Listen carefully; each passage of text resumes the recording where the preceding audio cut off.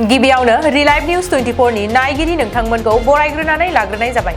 भारताव उरां जाहाजखौ बिरहोनायनि सिगां पाइलट आरो एयार हस्टेसखौ सानफ्रोमबो एलकहल टेस्ट खालामनाय जागोन। खुलुमबाय, स्टुडिय'आव आं आमिना सरगियारि। कर'नानि जाहोनाव बन्द जानानै थानाय माहारियारि उरां जाहाजखौ 2 बोसोरनि उनाव बिरहोफिननाय जासिगोन। बे बिरहोनायजों लोगोसेनो पाइलट आरो एयार हस्टेसफोरनि थाखाय गोदान मोनसे नेमखान्थि खालामनानै होदों, जेराव उरां जाहाजखौ बिरहोग्रोनायनि सिगांनो पाइलट आरो एयार हस्टेसखौ ब्रेथ एनालाइजारनि गेजेरजों एलकहल एबा जायखिजाया फेग्रा मुवा जानानै एबा लोंनानै फैदों नामा बेखौ टेस्ट खालामग्रोनाय जागोन। बिनि उनावसो पाइलटआ उरां जाहाजखौ बिरहोनो मोनगोन। एयार हस्टेसआबो टेस्ट खालामजाखांनायनि उनावसो उरां जाहाजाव गाखोनो मोनगोन। दावबायारिफोरखौ दावबायनायाव सांग्रांथि थानो थिननो थाखाय एबा हेफाजाब होनो थाखाय बेबादि नेमखान्थिखौ दावबायारिफोरनि मोजांनि थाखाय खालामदों, जाहाथे दावबायारिफोरा थांनांगौ जायगासिम जेबो जेंनाजों मोगा-मोगि जानाङालासेनो मोजाङै सौहैनो हायो।